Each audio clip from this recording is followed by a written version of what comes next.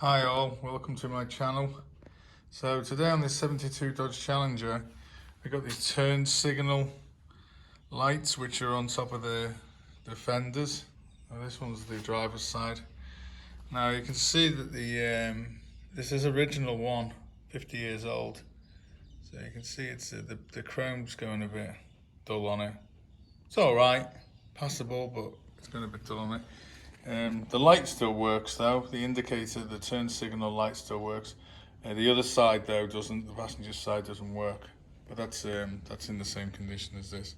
So I bought two new ones, so I'm going to replace them.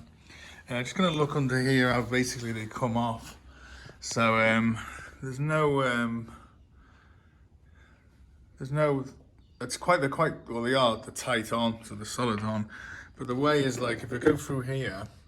See, that's where your bumper bar is, and you look up here, and there it is up there. So, and basically, it's just an 8mm nut, and then you undo that, and then it just pulls out the top. And this wire, I can't remember with this wire. I think there might be a connection. I'll have to have a look. So, there must be some kind of connection in it. So. But the new one, let's have a look at the new ones I bought. So when you buy these, you get them in this box. There we are. Two in a box. So, and this is basically it. Pretty much exactly the same. Yeah, look nice. And it's the same. I just checked it's an 8mm, so I just need an 8mm spanner. And then basically you just put them in. They should be pretty straightforward. Just going to find this connection, find out where it is. I can't remember seeing it on there. So yeah, I'm just going to remove that, find out like a connection, see if it's the same. If not, it looks like it's just one connection, so it's just going to be one wire. So I might even be able to put like a through crimp, or just even just connect it together and solder it, the wire. But I'd rather. I might put two crimps on, so it can always be disconnected in the future. Maybe, I don't know. So, but I'll have a look at that now, and then I'll once I've got the new one on, I'll. Okay, so I found the wire connection. It's actually quite longer than I thought, but that wire on the new one seems long as well. So, explain. So it's behind the headlights here. I've got relays in here and inertia switch. So it's just here, you can see it's that brown wire, whatever, and this is the connection. So that's that bullet connection, which was one to worry about. I just undone it then because it was really tight. Just going to try and pull it off. Here we go, it's coming out now. That's basically it. So the other one should just plug straight in.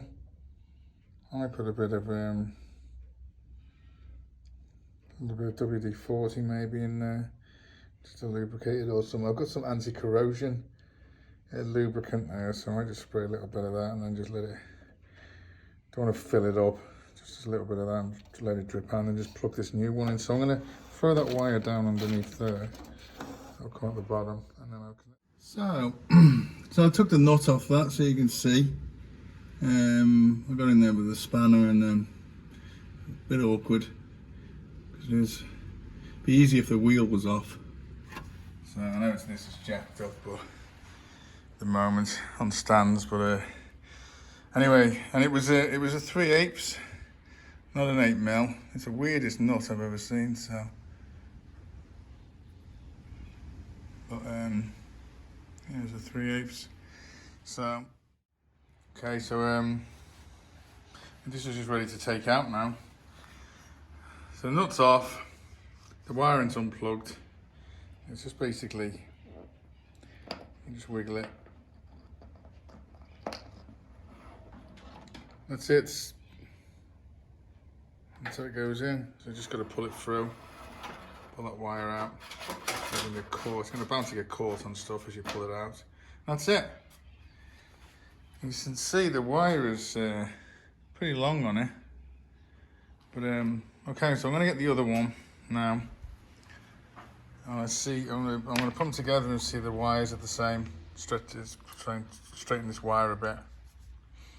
and get that in. Get the nut on. The nut on this is 8mm. So I'm just going to put it in with like a long socket this time. And just use it as a little bit like a screwdriver, so it'll be easier. It's just awkward to get in there. That's it, all fitted. Wire plugged in. It's fitted there nicely.